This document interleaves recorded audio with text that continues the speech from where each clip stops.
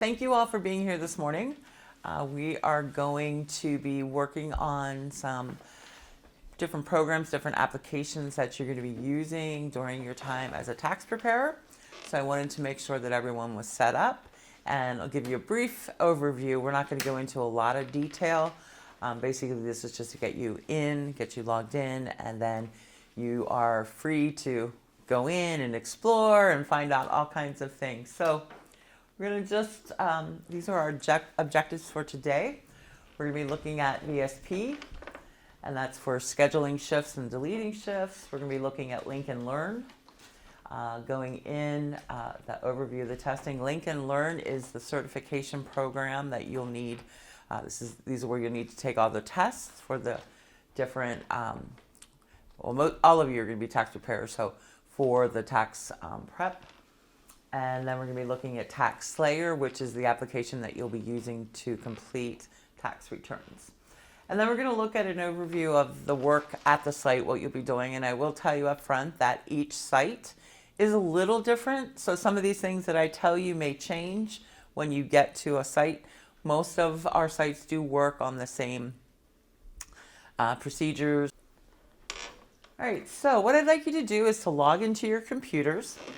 The password is 0245.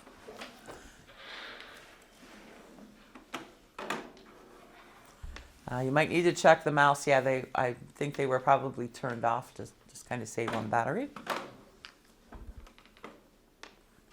0245, you said? 0245. Somebody had logged out. And then you'll get the same screen right here. So this is the login. If you're doing it on your telephone, you can download it from the App Store, or I'm not sure what the Apple App Store is, but you can download it, and then it will, when you set it up, it's going to ask you what state you're in or what county. I don't remember exactly, but it will ask you to give you a little bit more information, and then it will bring up the United Way of Lancaster County, and you'll be able to log in. Yeah. Wow. Ed. Yeah, give me a sec. Oh, Does the okay. mouse work? Does the mouse work? Yeah, Okay. I'm sorry. I don't have my password either. Okay. Well, that's fine. I have all the screenshots here. I just thought it would be Okay. nice for you to be able to, play around in it. So when you go into VSP, this is what will pop up. And we're going to be using the tabs that are there across. There's the home, my schedule, full schedules, rosters, and my profile. The first thing I'd like you to do if you're logged in is to go into my profile. So for those of you that don't have it today, if you can just go in, we're going to make sure the information that's in there is correct. The spelling of your name, your phone numbers, all of that. And then also if you could add your address in there. I did not put individuals' addresses into VSP, but if you could, that would be great. I'm sorry. I know I should have said to make sure to bring your password, but VSP hopefully is pretty not too difficult to use. Well, if we've signed up for the training, all of us have already gone through this, Okay. right? Yes. But I wanted you to make sure to check your profile, just to update that. And then I wanted to show you what it's going to look like live, because it will be a little different than what the training looks like. That's to get into. Oh, it is? So then once you go into my profile and update all of those, I want you to go into full schedules and then select the December 4th to December 9th option. It's at home. And when you do that, this is what's going to pop up. It'll look something like this. I added some different sites in here and some different times, but it's going to be a long list of all of our sites and location and shifts. And you'll see at the top there are a number of different categories. I'm going to go in and clean up some of that. But basically you'll see a VITA taxpayer and greeter. I had to use the VITA training participant versus the tax prepared because I wanted you guys to be able to go in and try it if you wanted to. And right now you're not set up as a taxpayer. And once you pass all of your tests for your certification, then I'll need you to send me that certification, and we'll talk about this. But then once I get that from you, I'll go in and change your status so that you're able to sign up for the shifts that you want. But right now, since you're not, you haven't passed your test yet, you can't do that. So, but this is what you're going to see, and then you can just go in and select the shifts that you want by, hitting the box that says volunteer now. When you go in there, you'll see all the other folks that are going to be working the same shift that you are, and you'll be able to. And what are these, the December shifts? This was just a test. Okay, so we don't really need to go. No. This was just a practice and to show you VSP and to help you understand it, yeah. The actual schedules I'm hoping to have them posted by January 1st. Each site does it a little differently because each site manager or site coordinator will manage the VSP or will manage the schedule. So some only open up like January and February, and then they wait a little bit into mid-February, then they'll open up March and April. So you can come back in. You can schedule. You can schedule at any site that you want to work at. So if maybe one day you want to work at E-Town and then one day you want to work in Columbia, that's perfectly fine. You're not required to stay only at one site. We will be doing site orientations, and so you may want to go to whatever site that you're going to be working at, go to their site orientation. And I will be sending out that schedule once I have it. Most of those happen in January. Yeah. Any questions on VSP so far? Are there multiple site orientations so that we can go to one? Yes, each site has their own orientation. But I'm saying that it's at different times, or they have. Hopefully. Hopefully. My goal this year is to go to all of the site orientations, and so I'm hoping that they're not double scheduled. Yeah. All right, so that's what it will look like when you go into full schedule. Then when you go into my schedule, you'll see the list of all of the shifts that you signed up for. And then you'll also see at the end, cancel. So if for some reason you need to cancel your shift, you can do that on VSP up until the day before. So like if you have a shift for tomorrow, you can't cancel it on VSP today. Then you'll have to call your site coordinator. And everyone will have a list of phone numbers and emails of all the site coordinators so that you can connect with them. But you can cancel on here. When I was creating this, I had a different schedule. I was actually using yesterday, today, and tomorrow's date. And I had scheduled myself for yesterday, and for some reason I couldn't figure out how I could cancel it. So I'm like going through all the guidebooks, looking online, and then I'm like, oh duh, you can't cancel it yourself. So, but this will give you your list. I don't know, when you were in your profile, there's also a question there that says, how many days ahead would you like to be notified of your shift? So it will send, I think the default was 3 days. So, 3 days before your shift, you'll get an email. If you want to change that to a day, 2 days, maybe something longer, you can do that as well when you're going in to update your profile. All right, so that's VSP. Yep. So for those of you that are watching this video, you can either Google Lincoln Learn Login, or you can type in linklearncertification.com, and that will get you to the page. All right.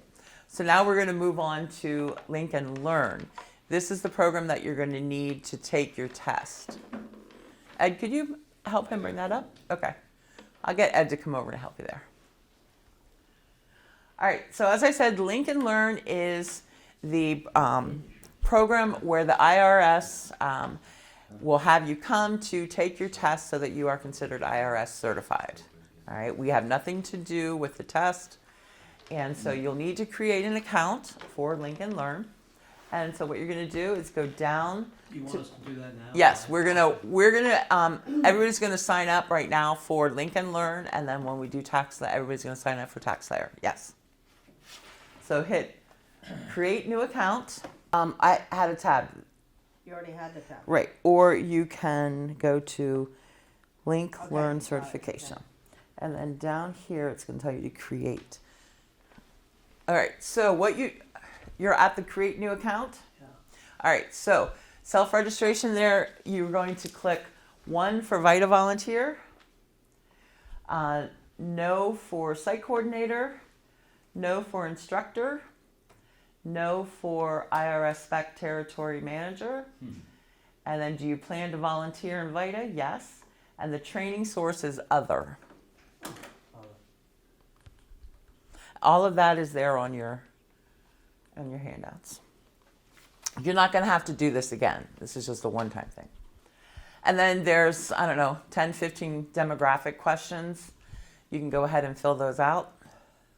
Like I said, this is just a one-time thing. Once you create your account, make sure you write down your account name and your password there to create your username. So what do you want your account name to be? Do you want it to be like Doug123 or... I mean, you gave us, what was that? That's name? that's VSP. We're done with VSP. This is a new one. So you'll have to create an account name and a password. Okay, so if you're there already, the partner organization name is the United Way of Lancaster County. This is where I need you to be. All right. So if you see there at the top, there are 6 different tabs. The circular 230, was not familiar with that, so we don't need to worry about that. What we're going to look at is basic and advanced. We do not ask for you to become advanced your first year, but if you would like to, by all means, that would be awesome. All right. So when you're getting ready to take your test, you'll see that there is the volunteer standards of conduct. Everyone has to do that. Everyone needs to take the intake, interview, and quality review.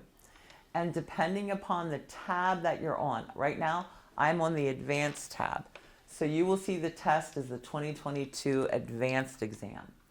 If you go back and click on basic, you will see that the basic test will come up. Now, if you would like to be advanced, you do not need to take the basic test. You can skip the basic test and just go to advanced. And I think Right. I was looking, one's like 25 for basic and the other's 30 or 32. So Yes, there's a few just more a- questions, but otherwise the test Pretty much the it's same. it's geared slightly higher skill Correct. set. Well, and like Ed had mentioned, just a couple, there are things that you can do as an advanced that you can't do as a basic. So it's probably questions on those things that you're going to do in advance. Yeah. If you fail advanced, they would still potentially rate you as basic, or do you have to go back and take the So- basic test then? That's a good question. I do not know the answer to that. I don't know if they will automatically rate you basic. I'm assuming they're going to make. You're gonna have to go back and Yeah. you're gonna have to go back and test. So if you test in advance and you don't pass in advance, would they automatically rate you basic? I was going to say, yeah. So you will have to pass the basic test. You're going to have to pass the test. So whatever. So in essence, if you took the advanced and you didn't pass, then you didn't pass. So then you have to pass one of them. So then if you go back and do the basic and you pass, then you'll be basic. Now, you can take the test 2 times under your initial email. So if you don't pass it, then you can create another account under a different email. But we Who don't, would do that? because I'm not sure what happens if you don't pass it. I think you may have to wait. Oh. Yeah, I have to find out what happens if you don't pass it. So I if don't. you take the basic, then you could go back and take the advanced. Yes, you can do that. Correct. Yeah. So once you take the basic, you're like, oh yeah, I think I can do this. Then you can go on and take the advanced. But I just wanted to let you know that if you want to be advanced, you don't have to take the basic. And they don't force you to go through the voluntary standards. And if you do the basic 7 tests, and you say, you know what, that basic test was pretty basic, I wanna go on and do the advanced. Mm-hmm. You only have to take the advanced. Correct. You only have to take it. You don't have to do the other two tests. No, because it'll show up. If I clicked on the basic tab, all of that will be there except now it'll say Right, they just basic flip-flop, exam. yeah. Yeah. Yeah, but that's Yeah. the personal. But how do they know if I'm going? And the thing is, you can, if you start the test and you're like, oh, I can't finish it, my wife wants to go to Target, you can stop and come back. It's open book, it's open internet, because like I explained earlier, they don't expect you to know everything, but they want you to know where to go to get it. All right, so yeah, you can.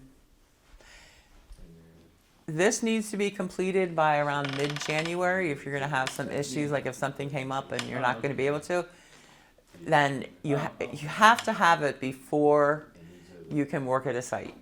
Oh, Not this one. yeah, This one, okay. this one. So after I take it, All right. They'll give you your score. I'll enter that. So then once you pass your test, there are a couple things that you'll need to do.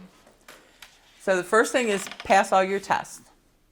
The second thing is, and you will see this is the paragraph here that I'm working on now. So they're together. Yeah, I'm So- in, but I don't know how she did this. So the first thing that you'll do is Good. you'll click the box to sign your certificate. Everything can be done electronically. All right. So you click that box.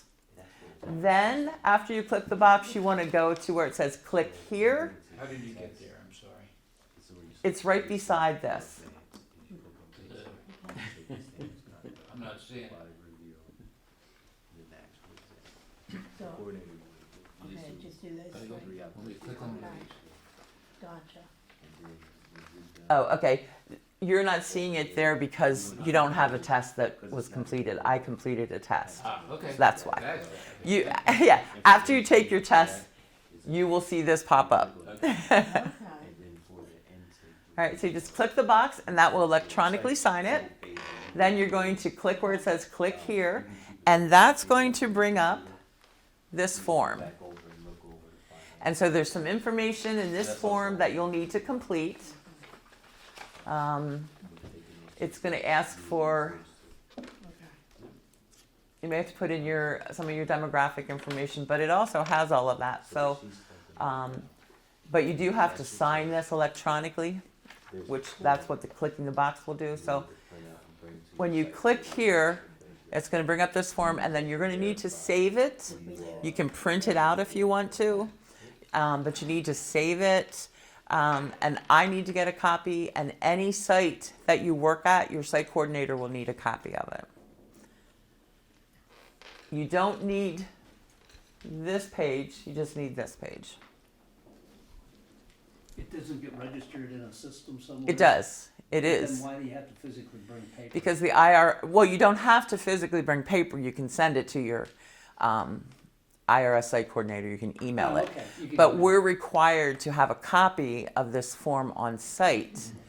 So not if we get audited, when we get audited by the IRS, we have them all there. It's proof that you took the test.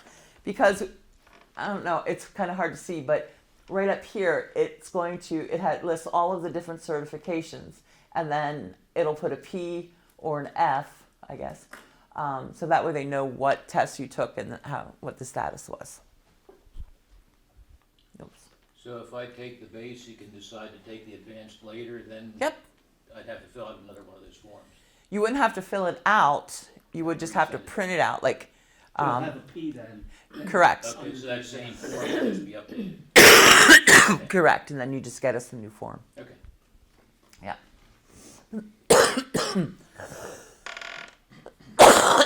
Excuse me.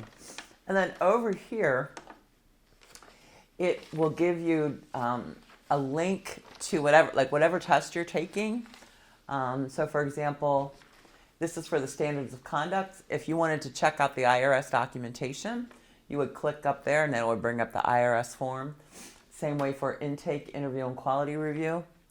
You click there and it's just another resource for best policies and best procedures for those And then again, if site coordinator, when all of you want to be site coordinators for me next year, you click here and it'll bring up the site coordinator handbook. They give you tons of resources. They give you as much as you can. And if you want, Bob, I know how you like to, you can Google VITA procedures. There are tons Oh, I of think places. that's how I found it. Okay. So say there are tons of places out there. We will do training on intake and quality review. It could just be that I'm going to send you a video of another place that has an awesome intake and quality review. I don't believe in recreating the wheel. If it's there and it's good. Now, if it didn't meet our standards, I wouldn't have you look at it. But tons of stuff out there. There's an organization called Prosperity Now. They have a lot of really good resources as well. The IRS, their website, tons of good resources as well. Yeah, so let's see, where was that? So yeah, so those resources are there, and then just make sure I get a copy, because I have to have that copy to go into VSP and change your status. Right now, you're just you are I hate when I say that. You are a VITA participant, all right? And once you get that certification, then I have to go in and I have to change it. This is how we track everything so that we know who's at different, over 200 volunteers. It's fun to track. So that's how we do it. All right. Earlier you had made the comment that we need to send you our number. When you made that comment, were you referring to this form? Correct. Okay. Your So it's not so much the number, you need the form. I need the form. Yeah. Because that's going to be the trigger for me. I don't keep all of those 13.615s. The site coordinators do, but that's going to be a trigger for me to say, okay, I have to go in now and I have to update Steve's status. Okay. Any questions? I would encourage you to check out. There's a bunch of resources on that first page. Check them out. Look at them. Any questions you find, ask Ed. Did you have a question, Doug? Yeah, does the IRS ever come to the site? Yes, they do, and they don't tell me when they're coming. They don't tell me when they're coming or where they're going to go. They did that last year at Ed's site. Oh. So our IRS spec is a great guy. I really like him. But he and his boss just decided one day they were going to Quarryville, where Ed was, and they were there and they went through our procedures. Are we following all of the IRS procedures? What else did they do? I'll let you talk about it. Yeah, so they look at the procedures, make sure everything's hung up, make sure we have certification sheets for every preparer in there. Everyone has a name tag, the proper name tag. Make sure we have our own private network, because you can't use a public Wi-Fi or anything like that because of the security information. All the equipment's marked off on the sheet. Just make sure everything's being done properly. And he passed with flying colors, 100%. I've been through one before. So. Yeah, he's done this more. He's done this. He's just officially coming on board in the next week full time with us. So we're really excited about that. But he's been working all year, actually. Started out in January as a site coordinator, and then we had him doing some other things, and he's helping out with finance and VITA. So we like Ed. We're glad he's coming on board. He's a great resource for tax questions. All right, any other questions on Link and Learn?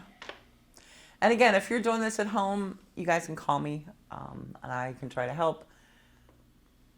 So the next one we're going to look at is TaxSlayer. We're going to log into TaxSlayer.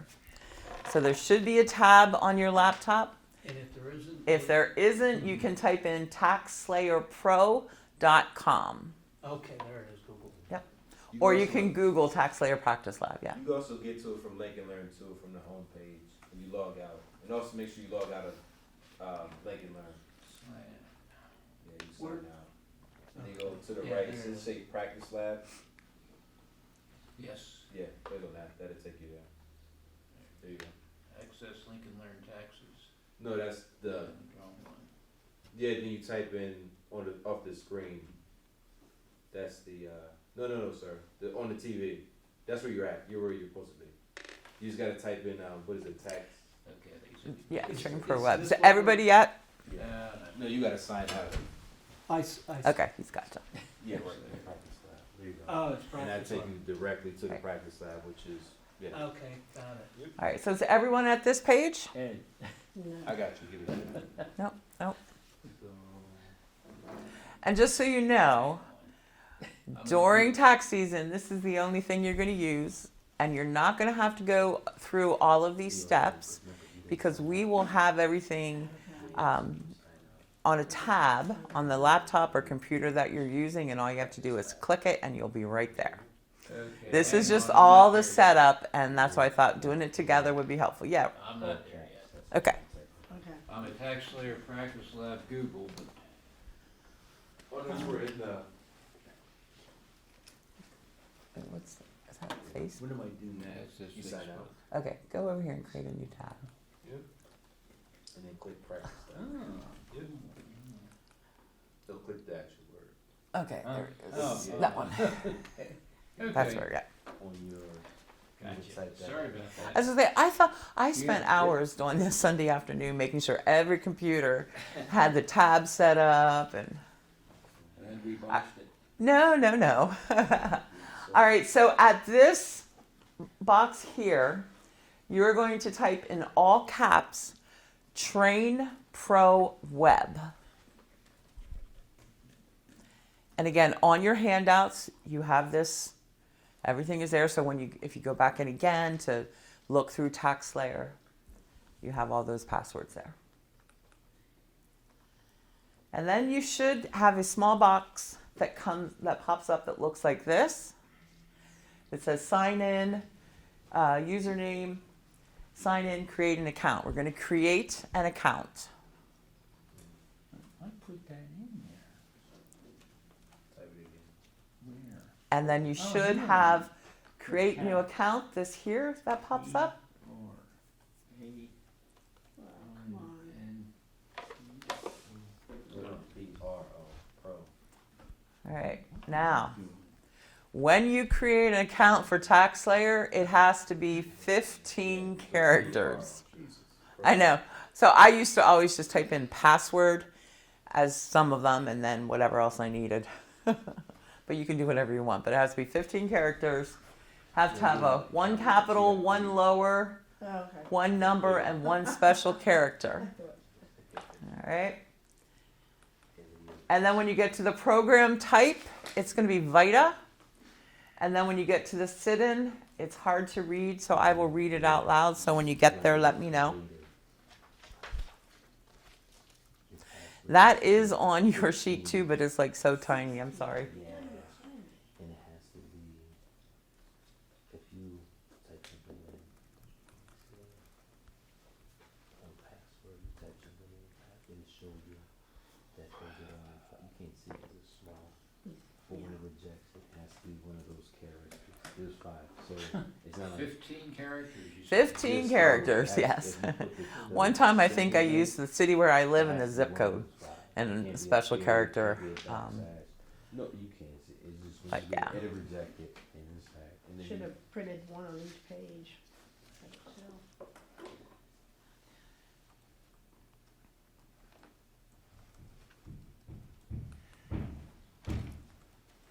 So, is this the password we just made up before? No, this is another one. Yeah. That's why I said we're gonna log in and create accounts for all three for VSP, Lincoln Learn, and So I'm gonna make TaxSlayer. up another one. Now you have to make up another one, and it has to be 15 characters long.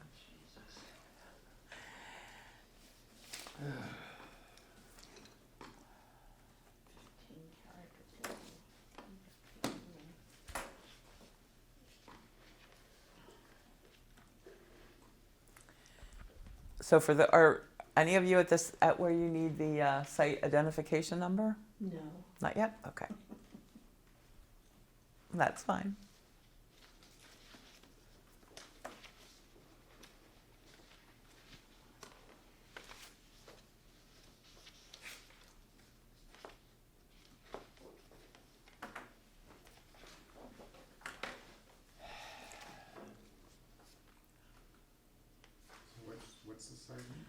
The site identification number is S. 8, 15. Is what? I'll say it again. S25011324.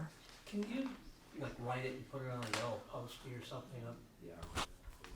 Oh, wait a minute, or we can read it from here. As I say, it's on your handout, but it's really small. I don't know if you're able to. S25011324.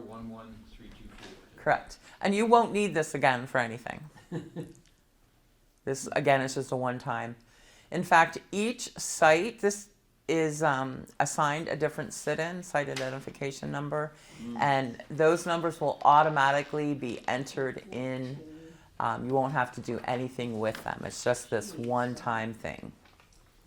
So again, it's S25011324. Do it just when you get down to this part. Exactly.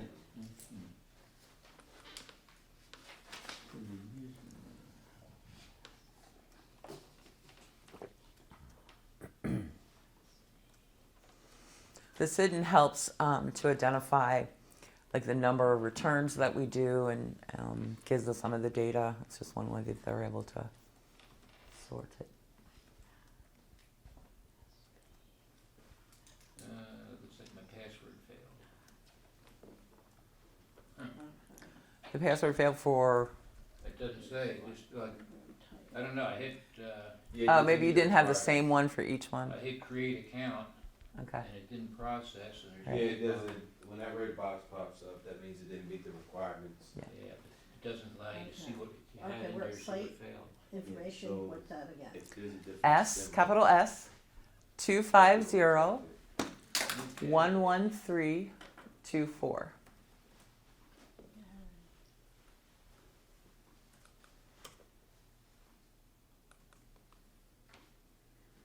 And if you got through that, you can go ahead and hit create account and you'll see what's will pop up next. It'll look something like this.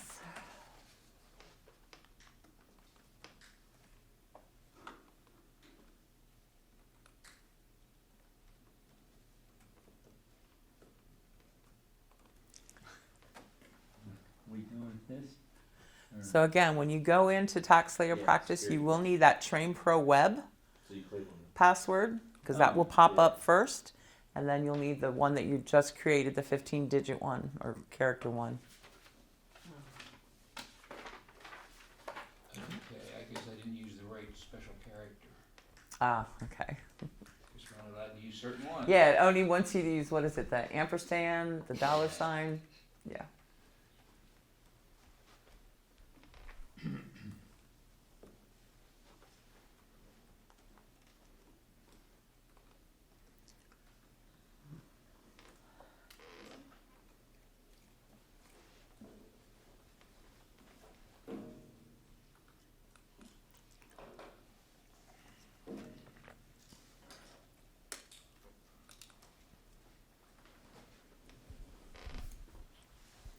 So once you create the account, this is what you should see on your screen. You will need to use, yeah, Ed. Nothing's happening after I have to create account. Okay, Ed's coming. I'm connected to this thing. Yeah, I know. I'm afraid I'm gonna like, I know I exactly. think you ought to sit here, Ed. Scroll up. So you will use Yeah, TaxSlayer. 15 to Great. 25. You'll use TaxSlayer Oh. to take your And you gotta test. retype your email. All right. When you look at the book or when you look at the test, there are a number of different scenarios that they will give you, and they will give you, social security cards, W-2s, all that good stuff, and then you will have to go into TaxSlayer to create the return, and then use the answers you get on the return to answer the questions on the test. All right. So there are tutorials here, and I would say the ones you would want to look at are section 4 and maybe some section 6, enhancements and miscellaneous stuff. The other things are all for whoever administers TaxSlayer on our end, but you can go in and look at whatever you want. And if you do decide to go into the practice lab, the practice area, you can go in there and it'll give you, create a new return, and feel free to fool around. Just put whatever social security numbers you want, whatever information you want, just to get an idea of what it's like. Now, this is just for federal, all right? So we will do additional trainings for Pennsylvania. TaxSlayer does support the states, so we can do, well, it also supports local and the PA 1000. But we will do the trainings on the test, it's not testing, but the trainings on the Pennsylvania, Lancaster County, and PA 1000. We will do trainings on that as well. What's the PA 1000? The rent rebate and tax rebate. There have been some changes this year. Was it like 1998, I think? They've not changed the amount since, I say 1990. It's been a very long time. So there've been some changes on when I'm saying the amounts of earnings for the individual who will qualify for the PA 1000. And then also on the test, you see there's X's in there. That just means make up a number. They'll start off the social security number, the last 4 digits. If it's X's, type in a random number. Zip code, type in a random number. Address. So if we ever see that on the test, that just means make up a number. Yeah. And sometimes too, like, where if you start typing something, it'll automatically generate thinking this is what you might want. You can use that. When you take the test, I would put in the correct information that's on the scenario. All right. And we will do more training on TaxSlayer probably the beginning of the year, beginning of December. But for now, we don't need to go. We're not going to go into it much further. Well, as I'm looking at these different sections, it almost appears the first 3 sections are more geared to you all. Correct. And then you begin preparing a return that now becomes our Correct. responsibility. Okay. Yeah, that will give may you have more said that, and I tutorials. was still trying to get in here. Yeah, I was going to say that's going to give you more tutorials on how to use it. Okay. When we actually take the test, we can do that at home. We don't have to come in to hear it. Oh yeah, no, you can do wherever. This is what you're saying here. Any other questions on TaxSlayer? Right, but this isn't where we're taking the test. It was that earlier. Link and Learn is where you'll take the test. Right. Yes, Practice. but you'll need to use TaxSlayer to do your scenarios. Oh, you will? Yes, you will. Because what they want, they're going to give you, I think it's like 3. Well, when I took it, I think there was like maybe 3 or 4. Some of them are pretty simple. Some of them are a little bit more complicated. But they'll give you scenarios and you have to go into TaxSlayer and complete the return. And then you go back to the Link and Learn and answer the questions based off your answers in the return. But they're not linking electronically No, what you did in no, TaxSlayer. no. You're taking information. You're using Right, you're taking the information you got on the return in TaxSlayer and answering the questions in Link and Learn. Right, here's the AGI, here's this, here's Correct, whatever. correct. That's exactly the type of questions they ask. Yeah. Okay. All right. So now we're going to move on to just some general information about what we're doing and what you'll be doing. So one thing to know that we are very flexible, and if you have to miss a session, it's not a problem. Depending upon when, you may have to call your site coordinator or email them and let them know, but we can definitely work with you and it's not going to be an issue. So clients usually arrive about 15 minutes to a half an hour before your shift. So, if you want to get there early, if your shift starts at 9, maybe 8:30, 8:40. Your site coordinator will be there already, but that way you can get in, get a cup of coffee. It's interesting when I watch people when they come in, they have a setup. They have their computer and it has to be a certain place. They have to have highlighters or they have to have staplers, whatever it is. They set up their desks and they get ready for the day. So, come in a little bit early before the actual shift. As I mentioned, we need that 13615, and you can also print out these pretty certificates that have your name on them and that you passed this test. We don't need those, but you by all means can print them out. My boss has his hanging on his door. Oh, yeah. But we need the 13,615, and like I said, I need a copy. And then once you determine which site you're going to go to, your site coordinator will need a copy. We're not going to have any snow this year. I love snow. I absolutely love snow. But if we do, we're still kind of tweaking our procedure. But more than likely, you'll get a phone call from either someone at our 211 or your site coordinator letting you know that we're closing the office for the day or whatever.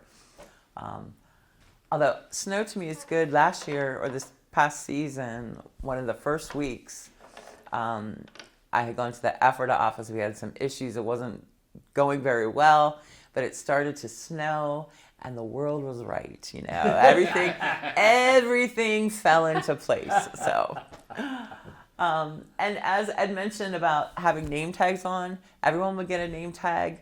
It'll have your, well, for all of you, it'll have tax preparer, just kind of so when somebody comes in, they can identify who works there. Greeters, you will not always have a greeter. Our goal is to always have a greeter, but you may not always have a greeter. But their job, again, is to say hello, welcome folks, give them the forms. We'll talk about this in a little bit. They hand out the form. They have the individual fill it out. They make sure that they have their Medicare, their Social Security card, and their ID. You must have that information or we can't do your return. Now, I will say there is a caveat. So if an individual had their taxes done with us last year and we can bring up the return, then we will accept and we will do the return without the Social Security card. But I will say that depends on your site coordinator. Not all site coordinators will allow that. Most will, but that is one way that we will do that. What's an ID? Your driver's license? driver's license or the identification card, passport, something that, Passport. we'll take those. Something with a picture. Something with a picture, yeah. Oh. And so if an individual comes in and their spouse is on the return, the spouse must be there. We must have the spouse identification information.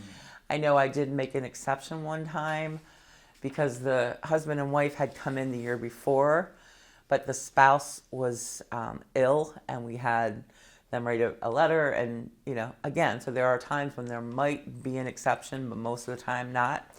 Anyone who was on the return, so all the dependents, we have to have a copy of their card as well. We have to have their card as well so that we can identify that. There are times when, even if we don't have a Social Security card, we will go ahead and complete the return and let the individual know, okay, you need to bring the card back in, show it to us, and we're good to go. Again, that's dependent upon your site coordinator. I think most people would allow that to happen. And normally if an individual has to come back to give it some additional information, they don't have to make another appointment. They can just pop in, knowing that they might have to wait, but that they can pop in and we can get that information and then they're good to go. And who takes care of that? Is that the site coordinator's role at that point? Could be the site coordinator, could be a tax preparer if they're available. So Steve could create the report and I would be there when the person comes back and then I'd have to process it. Correct. Now, the one thing, depending upon what it is, so when you create a tax return, it is assigned to you, all right? And if you and Roger, if you two are working at the same site, when you go into TaxSlayer, you can only see the returns that you're working on or that you worked, and vice versa. You can only see yours. You can't see anybody else's. So if there's something that needs corrected and you're available to do it, your site coordinator can go in and change the preparer so that Roger could work on yours and vice versa, or whomever. If it's at a different location, if it's at a different location, it's more difficult to do. It can be done, but there are other ways that we have to go about it. Yes? Who's the person that checks the IDs? The tax preparer. Really? Yes. Yeah, see, that's what I'm saying. Henfield's a little different. Oh, You guys do it a little different. Whoever's your interviewer, I believe, yeah. checks all the IDs. Yeah. But you have a couple extra steps in there that most sites don't, where the tax preparers do everything. Okay. All right. So, I think where was I? So yes, there may be times when there's just one little thing that needs to be done, and you don't have the information you need. And as long as you get permission from your site coordinator that it's okay to do that, and the client can come back, fine. One of the things that I do that we all ask is that you document what's happening. So there is a notes section in TaxSlayer for each client, and you can go in there and you can say, you know, Bob came in, we just need to see a copy of a social security number to verify that the numbers match. All right, so that if you're not there, somebody else can do it. All right, so document anything like that. You also will document, and we'll skip that, but we'll get to it later. So anything that's out of the ordinary should be documented. All right. And then just kind of a typical sequence for return preparation. Client's going to arrive. They're going to fill out the intake interview form, which is this form right here. And I gave you each a copy so you could become familiar with it. We ask that the client complete the first page, second page. They don't have to complete the third page, and then they have to sign the back page. So on the first page is all demographic information, and this is what you're going to use to then go into TaxSlayer and enter all of this information. Like I said, they do have to have their driver's license, and we verify address, birth date, social security number with the social security card, and then they will give you information on if they have dependents, who lives there, that type of thing. So this is the first page. If we did the return last year, will it carry forward address and other information? It will. Like that? It will, but you're going to have to be careful to make sure that if there Right. were any changes, that those get entered. But again, so the first page is basic demographic information. Second page is more information based on why they're at the office. What do they have? W-2s? Do they have any 1099s? Do they have any other income from rental? Which is something we don't do. So if you look at those questions there's a little A and B behind the number. What do you think that is used to determine? Advanced basic. Exactly. So if there's any question that has that has an A behind the number and it's checked, it is advanced. Even if it's just one box, it is advanced, and we need to have an advanced preparer complete it. So any question that has a B, basic, but even if there's just one question. All right. And then the third page, this is information that the IRS would like us to get, but it's not required. In TaxSlayer, you're also going to see all of these questions, but you can skip over them. So you don't have to answer them. Now, there is an opportunity for me to ask questions, and I do come up with a few questions, and they will be required. You won't be able to skip over them. All right, but these IRS questions you can. The last page is basically a consent for us to disclose. And when I'm talking about disclosing, it's not their name, it's not their information, their demographic information, but if someone gets a return, we do someone's return, they get a refund, we take that information and we publish it. So basically they're giving us permission to publish how much they got in a return, but there will be no identifying information. The IRS kind of requires us to do that, even though there's nothing associating the client with that amount, but it's a requirement. But I read this, and if a client does not want to execute it, they don't have to. They don't, but we consent. won't do their taxes. So that's a Lancaster rule, not a Correct. Ryder rule. Correct. Because we have no way I'm to not arguing with you, I'm just I'm just saying we have no way to differentiate between who consented and who didn't consent, and so yeah. But most people have been fine with it because we explain it. We're not giving out any personal information. It's just kind of a total.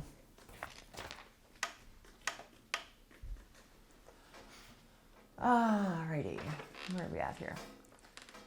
So once this gets filled out and you're available, the client will bring this to you. Some of them will be bringing a plastic bag, grocery bag full of all their documents. Some of them will be bringing a nice folder with everything neat and organized. So hopefully they'll get those. When I was a greeter at the VITA Central last year, I would open up any envelopes that were not opened. I'd ask them. I'd put things in order, but not all greeters will do that. So that's one of the things that you will have to do when you get your client. Go through all their paperwork, make sure if they said on this sheet that they had some scholarships, make sure you find that 1098T. The Social Security card, you have to have that nice little letter. So you just need to make sure that they're telling you this is what they have. Make sure that you have documents that match this. All If right. they had tip and income and I'm only a basic tax preparer, then would I still see this form and I have to reject them, or the greeter would do that? The greeter should. Okay. They should be. But if that happens, then you're just going to have to let them know, I'm sorry, but I'm not able to do your return because I don't have the certification. Yeah.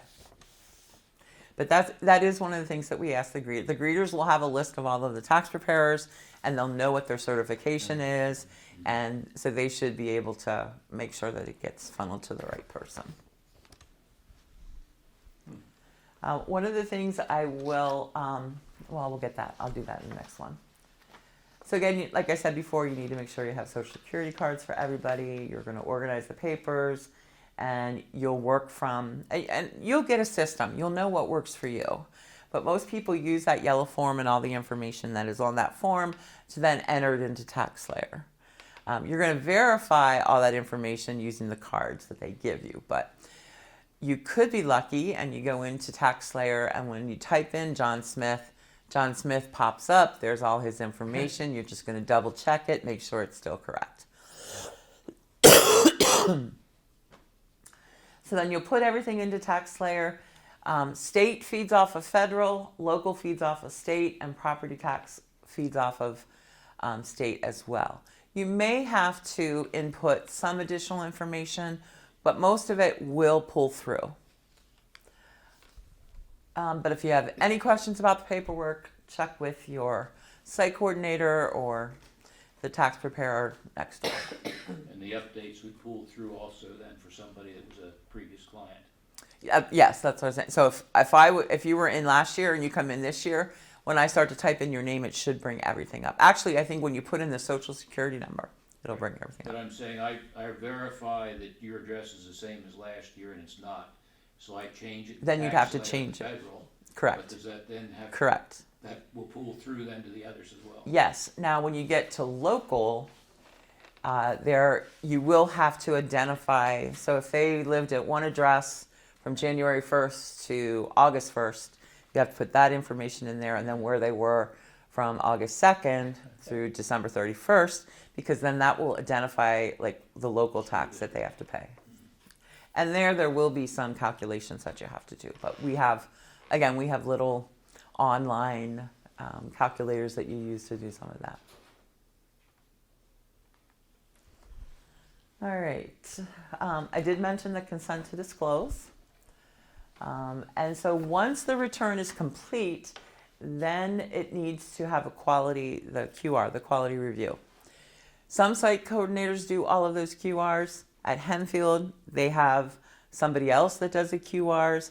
Again, it'll be a little different system, but at most of the sites, if Roger does a return and then Bob, you're doing your return, and you finish and you say, hey, Roger, can you QR my return? And then Roger will say, yeah, if you QR my return. So we do that a lot. And so everything has to be checked.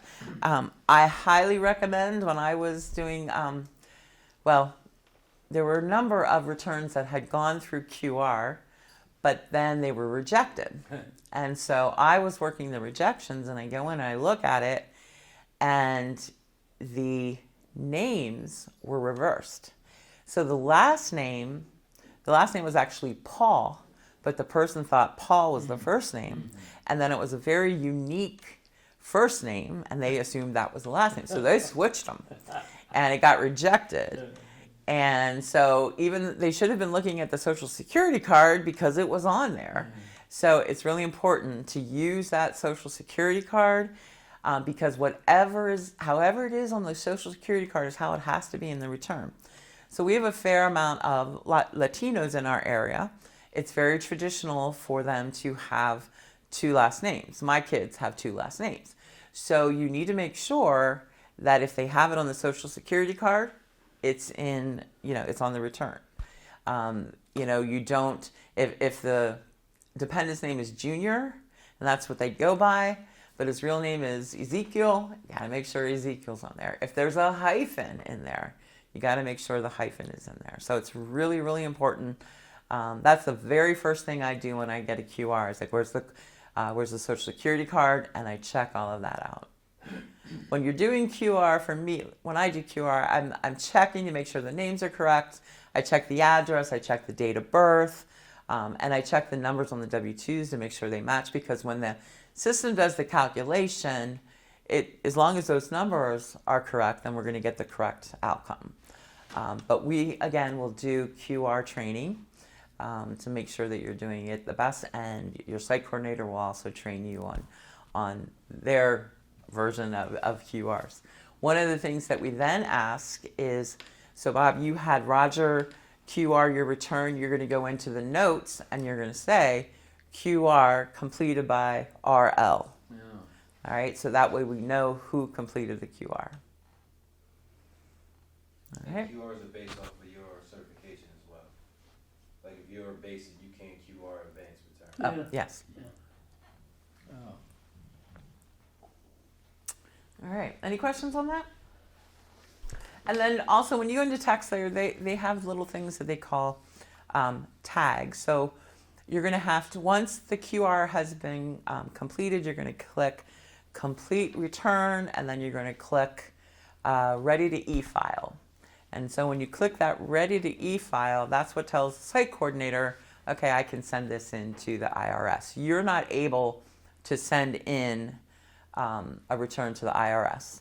It's all done by the site coordinator. One of the perks, and we'll talk about this too, but one of the perks is that you're able to do returns for friends and family. But even though you're doing a friend and family, you're still not able to send it in to the IRS.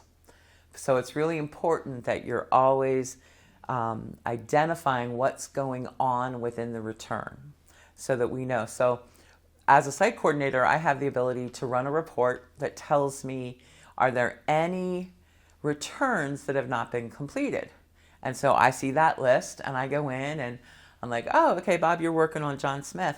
Well, why isn't it completed? Well, that's my brother-in-law and I'm waiting for some documents. Well, make sure you click on that it's a family and friend. So that way I'm not going to bother you anymore because I know it's a family and friend, and you have, unless it's April 14th and I'm saying, why don't you have this complete? But I won't bother you if I know it's a friend and family. But if it's a client, then hopefully I should be able to go into the notes and you have written that, oh, client needs to bring in another 1099 form. And again, that way I won't have to bother you. But if there's nothing in there, then I'm going to be emailing you and finding out why this return isn't completed. Does that make sense? Yeah. Are you saying you can prepare a return for your sister and it's not VITA? It's still VITA, but the rules don't apply. The income rules. The income rules, you don't need to have a QR, and there's no, there's one other thing that, yeah. The income rules meaning it can't be over a certain. It can be over 70,000. But normally we have an income limit. Correct, for any VITA client that comes into our site, yes. What is it? 70,000. We increased it this year. Last year it was 60,000. Oh.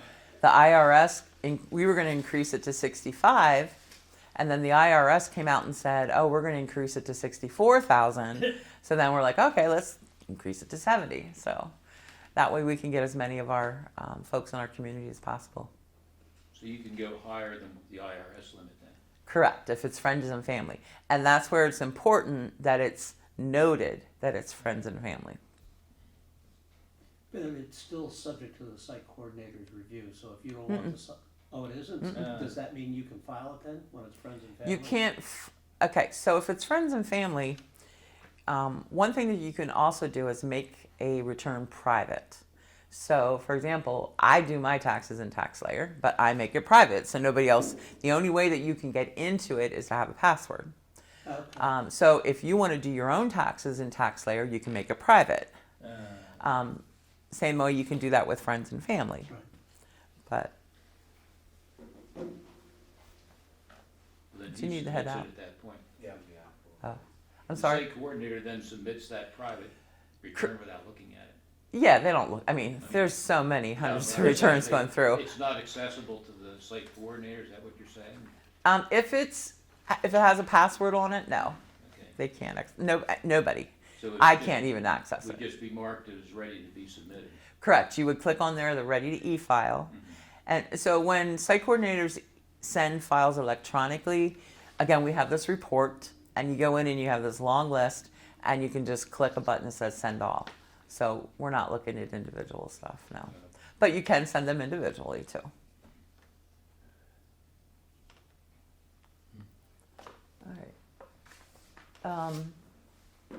All right, so once the QR is done is when we print. Now we have everything set up so that the number of copies that you need for each type of return is printed at one time. So you'll print one federal, you'll print one state, 2 local, and 2 PA 1000s if we're completing them. There is a form that is printed out for federal and state that the client has to sign, just saying that they're giving us permission to send it electronically. Everybody signs it. They don't need to sign the return, the actual return. But we do need permission for us to send it electronically. If they don't want it sent electronically, then we can print them out another copy, and they're responsible to send it in federally. Same thing for Pennsylvania. Now for Lancaster County, we print out 2 copies because we do not have a way that it interfaces for us to send it electronically from TaxSlayer to Lancaster County. So we still print them out, and we still give them a copy for their files and then a copy for them to send to Lancaster County. When we do the return for Lancaster County, we do everything for the client except for lick that envelope and put a stamp on it. All right, so there's W-2s that have to be attached. We stick it in the envelope. We have little labels that we put on the envelope depending on whether they get a refund or they need to pay in, or if it's balances out. So we have those envelopes from Lancaster County. LCTCB, we don't have enough for all 10,000, but I'm working on it. I go down like every couple weeks and get 1,000, so hopefully I'll get to the point. And some people do bring those in, so that helps. And then the same thing with the PA 1000. If it's the person's first time, there's some additional documentation that needs to be included when they send it in. If it's not, it's a little simpler, but again, we will give the individual the envelope, tell them where it needs to go, tell them what they need to put in there yet, because sometimes they'll bring everything, sometimes they don't. But we'll do as much as we can for them.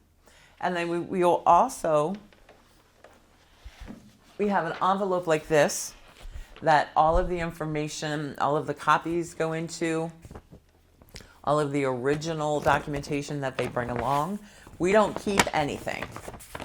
We're not able to, first of all, we don't have a place to store anything, but the IRS does not want us to keep that type of documentation on site. So the client, whatever they come in with, they go home with, and then all of their copies, and we stick it in this nice little envelope. We also make sure that we put the site name on the envelope. Because if somebody calls in, and this happens all the time, I need a copy of my tax return from 2020. I'm like, okay, my first question is, what site did you have them completed at? Because that will determine how I find the return. Each site has their own TaxSlayer account. So I'd have to go into 25 different TaxSlayer accounts to try to find this person. Now, I do believe there is a way that I didn't get it last year, but I can get permission to be able to search all 25 sites at one time. But right now I don't have it. So we really need to know what site the person did their taxes at. And then everybody will get one of these to take home. And then all they have to do is put it in their nifty little filing cabinet and be good. Do you have a list of all the sites? I do. I don't have it in a format right now that it's printable, but we have about 15, 16 sites that are accessible to the public, and then we have another probably 5 or 6 that aren't. So for example, we have a site at the Keystone Deaf and Hard of Hearing, but we don't publicize that because that's for those clients. Now, if there's somebody that comes in and says, they need that service, I can refer to them, but we don't open it up to the public. We don't have enough. We have four preparers there, and they provide the ASL translators. So so it is a little bit more difficult. But they had Karen, their director, told me they had over 200 calls last year that they weren't able to service those folks because of them. It was specifically for their clients. So like I said, the client takes everything. Sometimes there will be things that will be left behind. I will keep them, call the client. If they never come, I shred it. And we shred, like I said, anything that's left behind that's confidential. All right, just the last couple things and then we're done. So there is multi-factor authentication for TaxSlayer. So what that means, when you go into a site and you sign into TaxSlayer, it's going to send you a message saying, here's the code that you need to log into TaxSlayer. It's a 6-digit number. You can have it sent to you. Most people have it sent to them on their cell phone. Others have it in their email address. So you log in, you put your password in, then it wants to know the verification code. So you will have to have that. For each site that you work at, you're going to have a different TaxSlayer login. All right, because again, that's how we track. So if you work at 3 sites, you're going to have 3 different logins. So the TaxSlayer login we created today is just for the practice. Just for Practice Lab, yes. For the live system, your site coordinator will set that up for you. They will give you the username and a temporary password, and then you'll have to change the temporary, but they will set that up for you. So that practice one is just practice? It's just practice. Creating returns? Nope. So some important dates just for you to know about. The IRS, you are able to start tax preparation January 1st, but you can't send it in electronically until January 18th. So most of our sites will open the following week. There is an additional child tax credit that is held until mid to late February. So you will if you have people that come in and they have that child tax credit, we tell them, oh, it's going to be 21 days, 2 to 3 weeks till you get your return, and time goes by and they still haven't gotten their return and they want to know why. And then we're like, well, that's because the government holds it so they can verify some things, so that, and then they will release it by the end of February. So that will happen. And that's one of the things that I do recommend. There'll be a couple bits of information that we want to check on up front. So for example, if an individual comes in and they're 15, 16, 17, and they're doing their return, they checked on that yellow form that they're not a dependent on anyone else's tax return, that's one bit of information to verify. Like, are you sure? Do you still live at home with your mom and dad? Well, yeah. All right, are you sure that your mom and dad don't, put you on their return? And I've had taxpayers or preparers that say, let's call your mom and dad and verify. Because if they don't, it is a pain in the butt to fix. It's fixable, but it's just a complicated procedure you need to amend depending on whether or not mom and dad have already applied. So it's something that we try to avoid. So we're going to ask people to always ask that if it's, you know, a younger.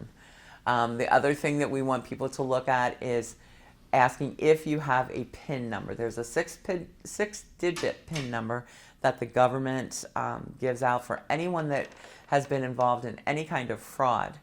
It's also something that people can ask for. So we want to ask and make sure that we ask that up front, because if we go and we do the return and we don't ask about it and they have it, the return will be rejected. And then it's going to be, again, some additional work on the back end. So we'll have those types of questions put up somewhere so that it'll help you remember what to ask for. Let's see. As I mentioned, most refunds are expected to be issued within 21 days. I've seen them in about 2 weeks, but if we say 21 days, then they'll be happy when they get it in 12. And then, as I was mentioning before, family and friends return. You can do whomever. There's no limitation on scope. So within VITA, there are some investments that we're not able to process. But if you're able to, if you have someone that has that, by all means, feel free to do it as long as you feel comfortable with it. And again, there's no income limit. So any questions on any of that information? All right, so you all have your 40-12, you have your 67-44, which is actually the test. If you would like to help market, distribute, we have these little cards. You want to give them out to your friends and family or to the grocery store down the street or wherever, they're up here. Please feel free to take some. Some of you I will see on Thursday, and if not, we're done. What's the next step for us as new preparers? So the next step, Other than the 4 training sessions that Yes. are now underway. so once that happens, then we will do some tax layer training. And the site coordinator, the site meetings probably won't happen until January, but we will definitely be scheduling tax Slayer trainings, some QR and some initial interview trainings, and then we'll have lots of opportunity for kind of like a practice lab that you can come in here. We'll have some Ed's putting together some scenarios and you can practice on them, and then if you have any questions. So that's about it.